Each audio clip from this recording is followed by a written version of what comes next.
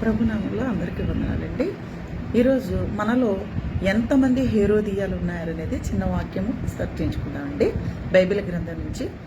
అయితే ఆ కాలంలో అంటే యోహాను ఏరోదు కాలంలో యోహాన్ని బంధించి చెరసాల్లో వేసి, ఎందుకంటే తప్పుని తప్పు అని ఖండించినందుకు, మీరు వ్యభిచారం చేస్తున్నారు ఇది కరెక్ట్ కాదు అని యోహాను ఖండించినందుకు, వేరొకరి భార్య వేరొకరి భర్తతో ఉంటున్నదని ఖండించినందుకు ఈ యోహాన్ని జైల్లో వేశారండి. మనసులో అన్ని పెట్టేసుకొని, ఎంత దైవజనుడు అయినప్పటికీ కూడా ఆయన ఏం చేశారంటే అండి జైల్లో వేశారండి. అయితే అతన్ని చంపాలని హేరోదియా ఏం చేసిందంటే, చంపాలని ఒక ఉద్దేశం కలిగి ఉందండి. చాలా భయంకరమైన ఆలోచన కలిగి ఉందండి. అయితే తన కుమార్తెని నాట్యంలో అందరిలో ఎగరడానికి పంపించిందండి. ఈ రోజులు మన తల్లిదండ్రులు కూడా ఏం తీసుకోరండి. చాలా మంది తల్లిదండ్రులు డాన్సులకని ఆటలకని వీటికని స్టేజ్లో ఎక్కించేస్తారండి. అది బైబిల్ వాక్యం కోరుకుంటుందండి. ఎంతమంది హేరోదియాలు లేరండి మన యొక్క ఇప్పుడు మన యొక్క జీవితంలో కూడా, మనం ఇప్పుడు లోకంలో కూడా మనం చూస్తున్నది ఏంటంటే క్రైస్తవులేనండి. నేను అన్యుల గురించి చెప్పట్లేదు, ఎందుకంటే అన్యుల గురించి దేవుడు చెప్పలే. వాళ్ళు అలాగే ఉంటారు, వాళ్ళకి దేవుడు తెలియదు కాబట్టి వాళ్ళు ఎలాగైనా ఉంటారు. వాళ్ళ విషయంలో నేను మాట్లాడదలుచుకోలేదండి. ముఖ్యంగా క్రైస్తవుల గురించే మాట్లాడుతున్నానండి. ఎంతమంది మనలో హేరోదియాలు లేరండి. బహిరంగంగా పిల్లల్ని నాట్యానికి అప్పచెప్తున్నారండి, బహిరంగ డ్యాన్సులకు అప్పచెప్తున్నారండి, అందరి ముందు తైతక్కలాడే పంపిస్తున్నారు. అది కరెక్టేనా? మనలో కూడా ఈరోజు చాలా మంది హేరోదియాలు ఉన్నారు. దేవుడు అది చెప్తున్నాడా?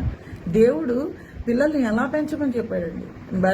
బాగా అలంకరించేసి శుభ్రంగా రెడీ చేసేసి బయటికి వెళ్ళి స్టేజీలు ఎక్కిచ్చేసి తైతక్కలు ఆడిపించండి మీ పిల్లల్ని అని దేవుడు చెప్పాడండి? లేకపోతే ఎలా పెంచమని చెప్పాడండి?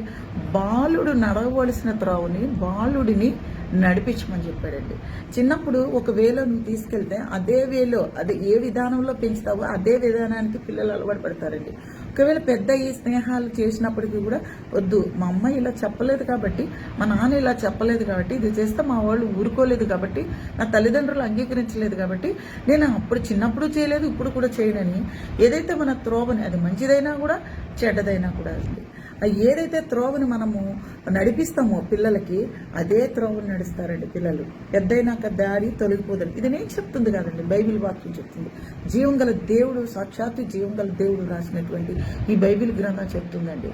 బాలుడు నడవలసిన త్రోవను మనం నడిపించినప్పుడు వాడు పెద్దయినాక వాడు తొలగిపోదండి. ఓ పక్క నుంచి ఏం చేస్తామంటే తెలుసా అండి, దేవునివన్నీ నేర్పించేస్తామండి. దేవుని వాక్యాలు నేర్పించేస్తాము.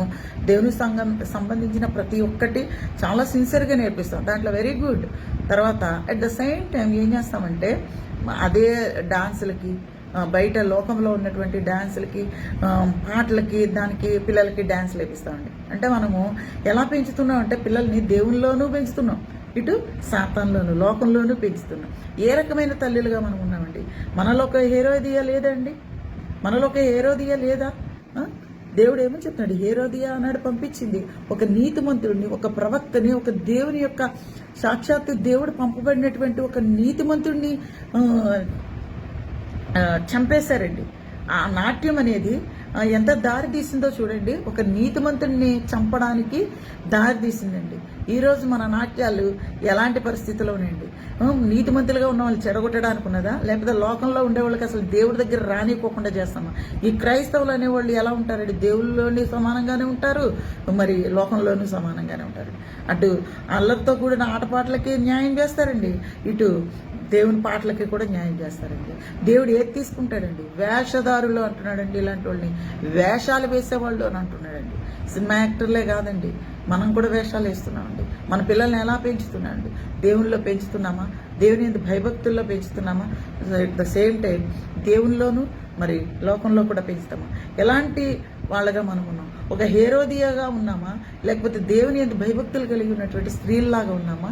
మనం ఈరోజు చాలా ఆలోచించుకోవాల్సిన అవసరం ఉంది. ఎలాంటి స్త్రీల్లో మనం ఉన్నామని చెప్పేసి మనము ఆలోచించుకోవాల్సిన అవసరం ఉంది. ఈ చిన్న వాక్యంతో నన్ను నేను హెచ్చరించుకుంటూ మిమ్మల్ని హెచ్చరిస్తూ వందనములు.